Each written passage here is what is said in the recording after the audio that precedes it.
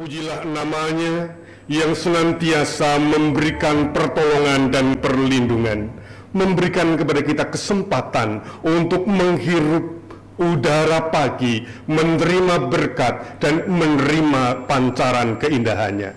Kita pujikan Dia dengan Kidung Jemaat nomor 19.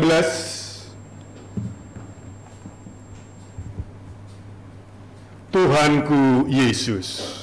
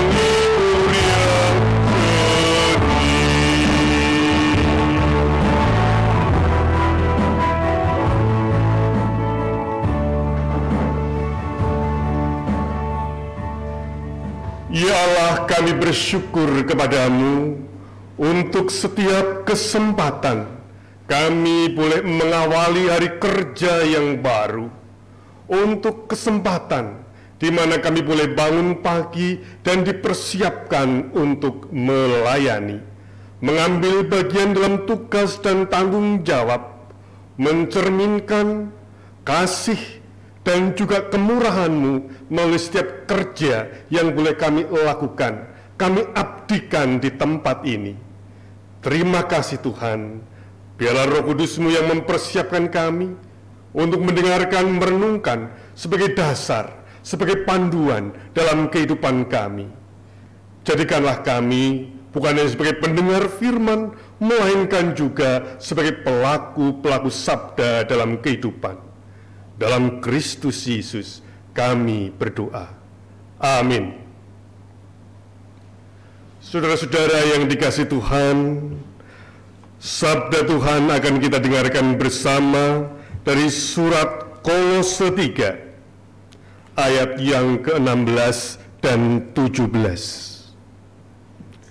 Dua ayat terakhir dari sebuah surat yang membuat kita terus diperbaharui karena diberi judul manusia baru. Kolose 3 ayat 16 dan 17. Hendaklah perkataan Kristus diam dengan segala kekayaannya di antara kamu, sehingga kamu dengan segala hikmat mengajar dan menegur seseorang akan yang lain, dan sambil menyanyikan mazmur dan puji-pujian dan nyanyian rohani, kamu mengucap syukur kepada Allah di dalam hatimu. Dan segala sesuatu yang kamu lakukan dengan perkataan atau perbuatan, lakukanlah semuanya itu dalam nama Tuhan Yesus, sambil mengucap syukur oleh Dia kepada Allah Bapa kita. Demikianlah firman Tuhan.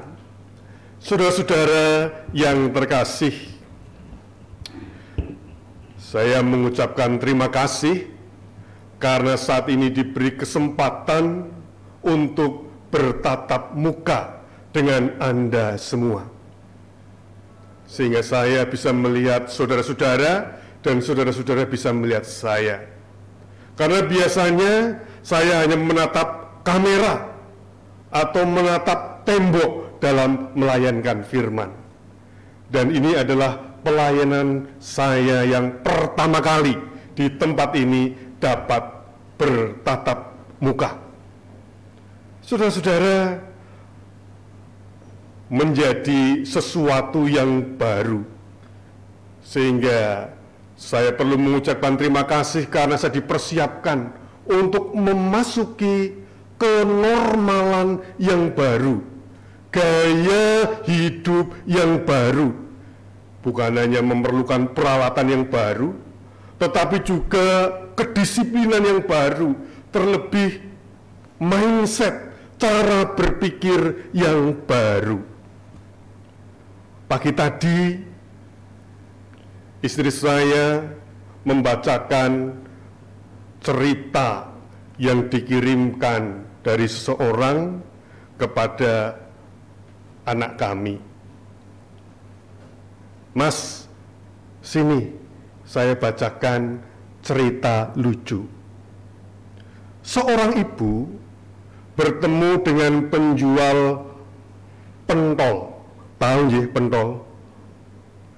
Bakso, aci yang ditusuk pakai tusuk sate, kemudian dicelupkan ke dalam bumbu kayak bumbu pecel, dikecapin. Ibu itu bertanya kepada penjual pentol itu, "Pak, kok rasanya agak beda ya?" Penjual pentol itu kemudian menjawab, "Kenapa, Bu? Apakah kurang gurih?" Iya.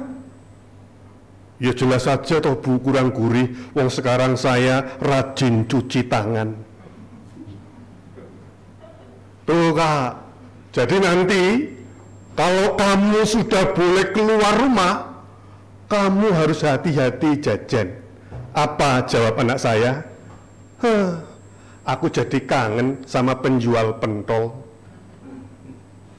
Bapak, Ibu, dan saudara-saudara, barangkali kita menjadi biasa cuci tangan, pakai masker, menjaga jarak, semacam yang sudah menjadi kebiasaan kita di rumah sakit ini. Tetapi ternyata jawaban anak kami, jadi kangen sama penjual pentol, ini urusannya sudah mindset, pikiran, betapa sulitnya untuk mengubah kebiasaan, memasuki kenormalan yang baru. Mengapa hal ini menjadi penting? Perubahan kebiasaan, perubahan cara hidup, itu merupakan tanggung jawab kita di dalam kita bersama-sama, baik belajar, bekerja, dan juga bergaul, hidup di dalam masyarakat maupun keluarga. Tema kita, mengambil tanggung jawab secerah janji Allah. Lebih kurang jika diringkaskan itu berarti sejauh mana kita sebagai ciptaan Allah dimampukan untuk mencerminkan, memancarkan tanggung jawab pemeliharaan Allah yang ditunjukkan dalam kehidupan kita. Kejadian 1 ayat 26 dikatakan, "Berfirmanlah Allah, baiklah kita menjadikan manusia menurut gambar dan rupa kita, supaya mereka berkuasa atas ikan-ikan di laut dan burung-burung di udara, dan atas ternak, dan atas seluruh bumi, dan atas segala binatang melata yang merayap di bumi." Apakah artinya? Yang pertama, manusia, Anda dan saya, diciptakan sebagai citra Allah, segambar dan serupa.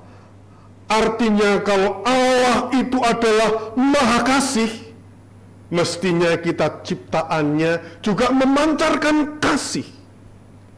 Kalau Allah adalah Maha Baik, sudah semestinya kita memancarkan dan menyerminkan kebaikan. Kalau Allah itu adalah Maha Pemurah, maka sudah semestinya kita sebagai gambar, rupa, citranya juga mencerminkan kemurahannya. Itu yang pertama. Yang kedua, sebagai gambar dan rupa Allah, sebagai citra, sebagai pencerminan Allah, kita diberikan kuasa. Bukan untuk sok kuasa, sewenang-wenang, tetapi agar bertanggung jawab, memelihara, menghidupkan seluruh hal-hal yang ada dalam kehidupan kita menjadi lebih baik. Jadi yang kedua, kuasa dalam kaitannya dengan tanggung jawab. Apa itu tanggung jawab? Tanggung jawab itu berarti berani untuk melakukan sesuatu sekaligus jujur terhadap kemampuan diri sendiri. Menurut Kamus Besar Bahasa Indonesia, tanggung jawab adalah keadaan wajib menanggung segala sesuatu. Jadi kalau terjadi apa-apa boleh dituntut, dipersalahkan, diperkarakan, dan sebagainya. Arti ini apa? Arti ini itu berarti kesediaan melakukan sesuatu sebagai tugas dan tanggung jawabnya sambil mengukur kira-kira mampu atau tidak.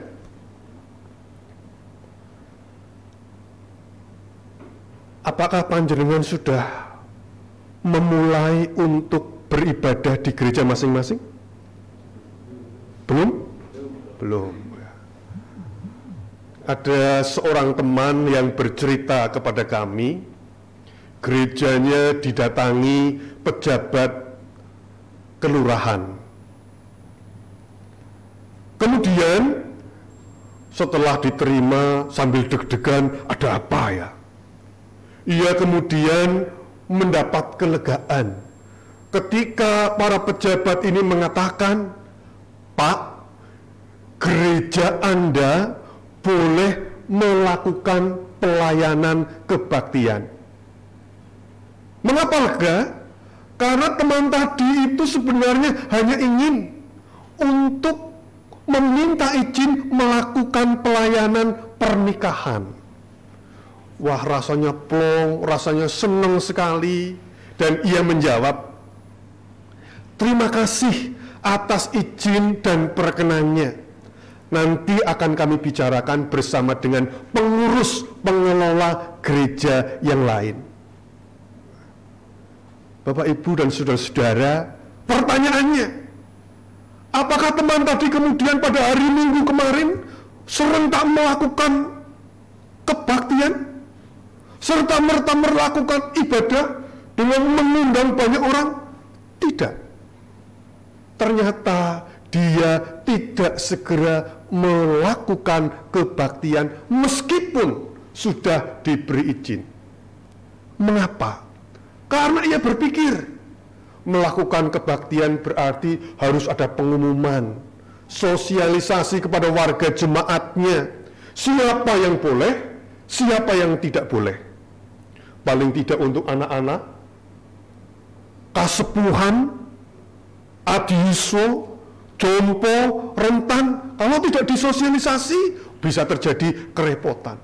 Setelah itu harus disediakan tempat cuci tangan yang baik. Ada penerima tamu yang bisa memberikan pelayanan, ngecek, scan suhu, dan lain-lain, dan lain-lain. Oh, ternyata banyak hal yang dilakukan.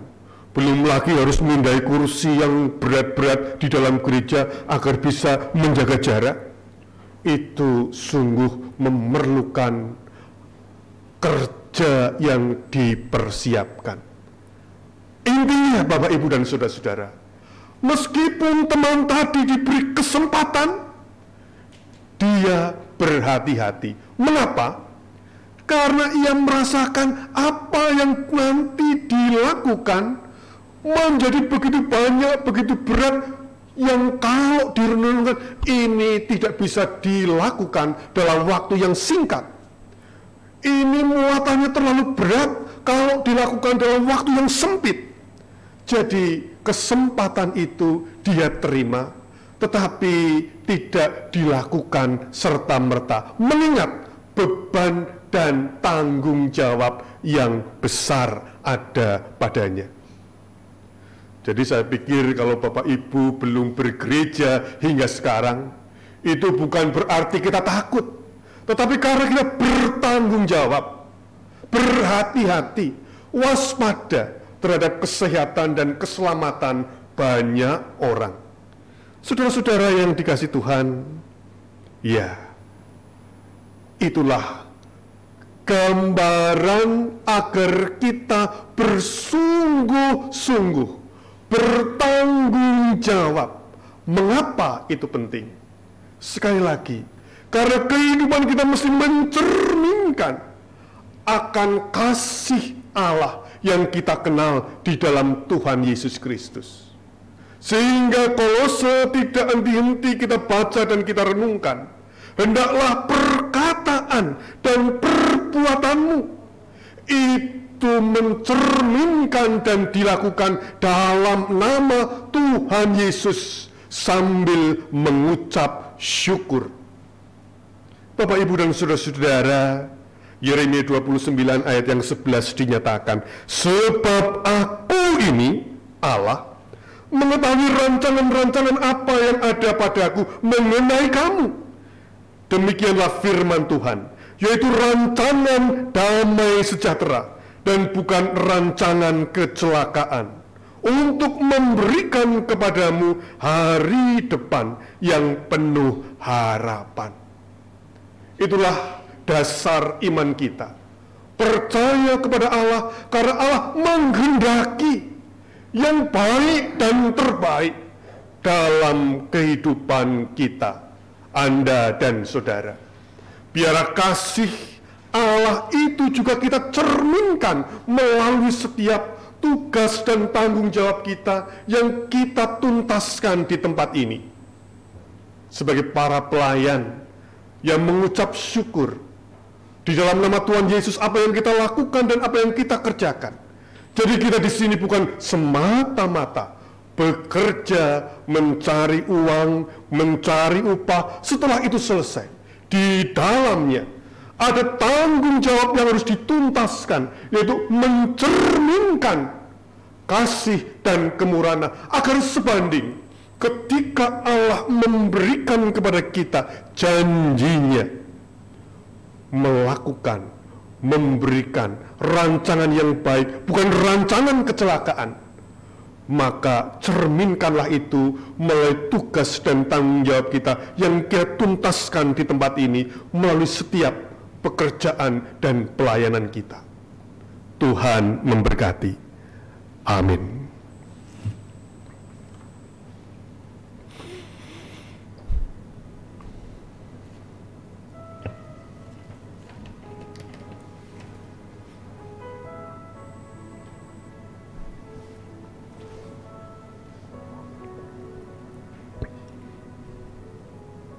Ya Allah, kami bersyukur kepadamu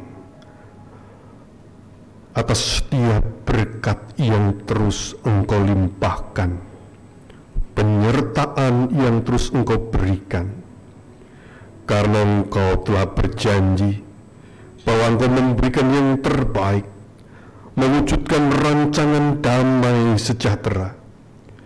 Maka biarlah kami melakukan tugas dan tanggung jawab kami agar selaras sesuai secerah dengan janji-Mu, ya Allah.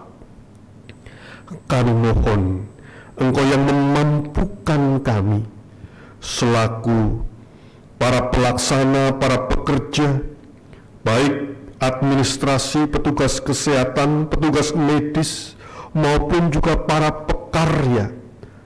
Kami mohon berkat-Mu. Demikian juga untuk yayasan, bila Tuhan sendiri yang akan menuntun dan menolong kami. Kami mohon kiranya Engkau yang akan memberikan kesembuhan bagi setiap kami yang memerlukan kesehatan. Kami ingin menyerahkan Ibu Pendeta Emeritus Sulpianti yang sedang sakit, serta setiap saudara-saudara kami yang tidak dapat kami sebutkan satu persatu, hadirlah, sehingga terus menumbuhkan pengharapan dan kegembiraan karena penyertaan-Mu. Demikian juga kami mohon berkat-Mu untuk sahabat kami, Ibu Trivena Susilowati, Ibu Lydia Erna yang berulang tahun pada tanggal 7 dan 8 Juni saat ini. Terima kasih untuk setiap berkat yang boleh dirasakan oleh setiap mereka yang bertambah umurnya 1 tahun. Tambahkan pula kegembiraan, tambahkan pula hikmat dan kedewasaan, tambahkan pula cinta kasih yang berkelimpahan. Terima kasih Tuhan. Kami memohon kekuatan, penghiburan yang daripada-Mu untuk setiap mereka dan kami semua yang mengalami kecemasan, keputusasaan, merasa ditinggalkan. Demikian juga kami menyerahkan keluarga Ibu Krishna Brita, kiranya kasih-Mu yang akan melingkupinya, menjadikannya dimampukan melanjutkan kehidupan, karena ibunda yang terkasih telah Engkau panggil pulang. Kami mohon berkat-Mu ya Tuhan, biarlah kasih setia-Mu yang terus menopang, menuntun, dan memberikan kekuatan. Dalam Kristus Yesus kami berdoa. Amin. Kami sudah untuk bangkit berdiri dan kita bersama-sama menjadikan kehidupan kita menuntaskan tugas dan tanggung jawab kita, karena hidup ini adalah kesempatan.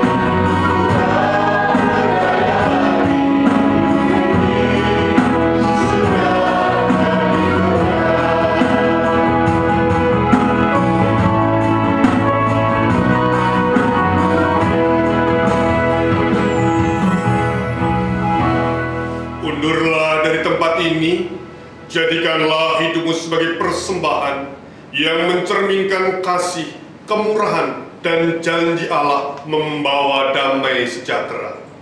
Terimalah berkat-Nya. Tuhan memberkati engkau dan melindungi engkau. Tuhan menyinari engkau dengan wajah-Nya dan memberi engkau kasih karunia. Tuhan menghadapkan wajahnya kepadamu dan memberi engkau damai sejahtera. Amin.